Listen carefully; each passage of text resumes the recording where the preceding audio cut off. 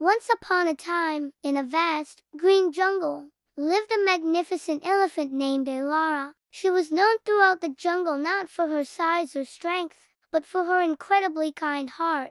Elara would spend her days helping other animals, using her long trunk to clear fallen branches from pathways or to reach the sweetest fruits high up in the trees for the smaller creatures. Near Elara's favorite banyan tree lived a large family of tiny mice. At first, the mice were very afraid of the giant elephant. Whenever she came near, they would scurry and hide in their little burrows. They feared that one wrong step from her enormous feet would crush their homes and their family. One sunny afternoon, Elara was enjoying a quiet nap under the banyan tree. A few young, playful mice, forgetting their parents' warnings, decided to play a game of tag nearby. One little mouse, named Pip, got so excited that he accidentally ran right up Elara's trunk and onto her large, floppy ear. Elara woke up with a start, feeling the tiny tickle. She gently plucked Pip from her ear with the tip of her trunk and looked at him with her big,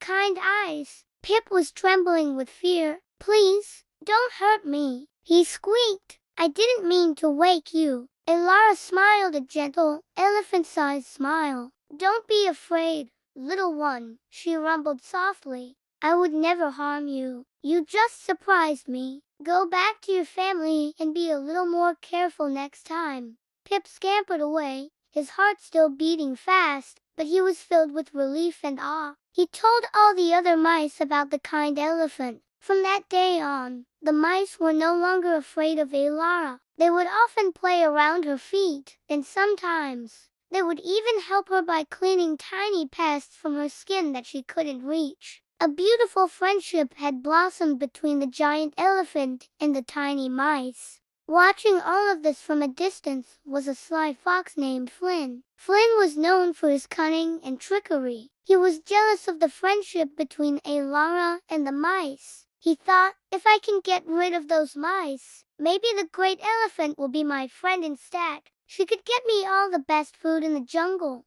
So, Flynn devised a wicked plan. He went to the mice's home when Elara was away. "Dear mice," he said with a sweet, deceptive voice, "I have come to warn you. The elephant, Elara, is only pretending to be your friend.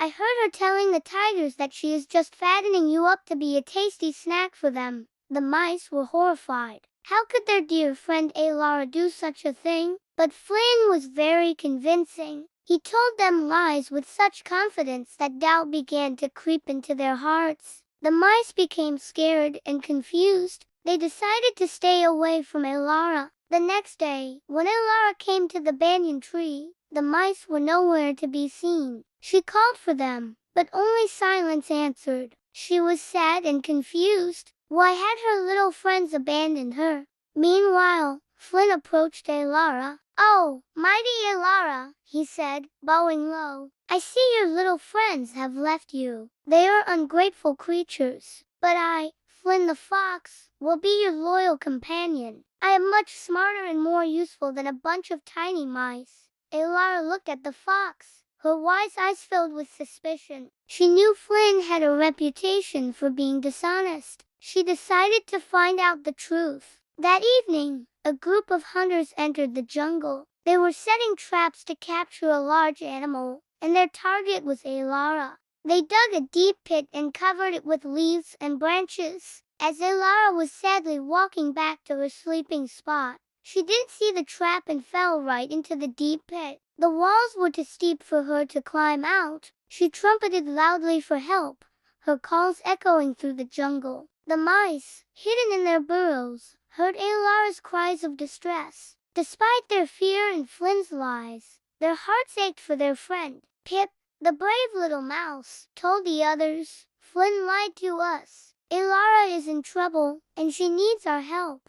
A true friend wouldn't abandon another in their time of need. Convinced by Pip's courage, the entire family of mice scurried towards the sound. They found Elara trapped in the pit. The hunters' thick ropes were lying nearby. The mice knew what they had to do. Working together, they began to gnaw at the ropes with their sharp little teeth. One by one, they chewed and chewed, Meanwhile, Flynn the fox also heard Elara's calls. But instead of helping, he just watched from the bushes, thinking, this is perfect. Once the hunters take the elephant, I can claim her territory and all the best fruit trees for myself. It took a long time, but finally, the mice gnawed through the main rope, causing it to snap. They then worked on the net that was also in the pit. Slowly but surely, they created a large hole. Elara was then able to use her strength to break free. She climbed out of the pit just as the sun was beginning to rise. She looked at the hundreds of tiny mice, all tired but happy. "Thank you, my dear friends," she said, her voice thick with emotion. "You saved my life. I don't know why you were hiding from me, but your actions have shown me your true friendship." Pip explained how the fox, Flynn, had lied to them. Elara's eyes narrowed. Just then, Flynn, thinking the hunters had captured Elara, came strolling out from the bushes, ready to claim his prize. He froze when he saw Elara standing there, free and surrounded by her loyal mice friends. "Flynn," Elara said, her voice now a low, powerful rumble, "your deception has been revealed. You tried to break a true friendship for your own selfish gain. You left me in danger. You are not welcome here anymore. Leave this part of the jungle and never return." Flynn, terrified by the angry elephant and ashamed of his actions, tucked his tail between his legs and ran away as fast as he could, never to be seen again. From that day forward, the bond between Elara the elephant and the family of mice was stronger than ever. They proved to everyone in the jungle that true friendship isn't about size or strength,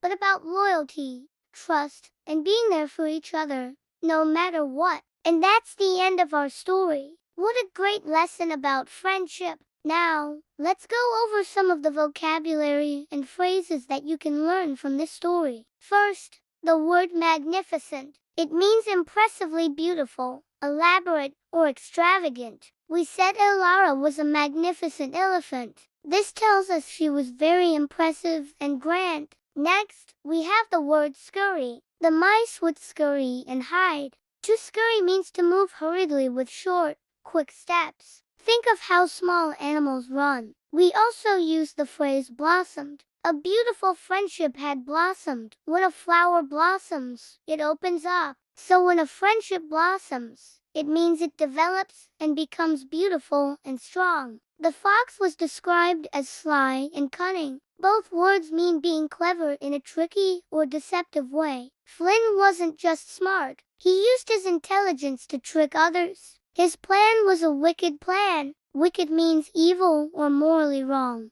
Flynn's voice was deceptive. Something that is deceptive makes you believe something that isn't true. He tried to deceive the mice. When the mice heard Flynn's lies, doubt began to creep into their hearts. This is a great expression. It means they slowly started to feel uncertain and suspicious, even though they didn't want to. When Elara was in trouble, she cried out in distress. Distress is a feeling of extreme worry, sadness, or pain. The mice heard her cries of distress. Then, the mice started to gnaw at the ropes. To gnaw, G and a W, means to bite or chew on something persistently. Rodents, like mice, are very good at gnawing. Finally, we saw that Flynn's deception has been revealed. To reveal something means to make it known. His lies were exposed for everyone to see. This story teaches us a valuable lesson. True friendship is based on trust and loyalty,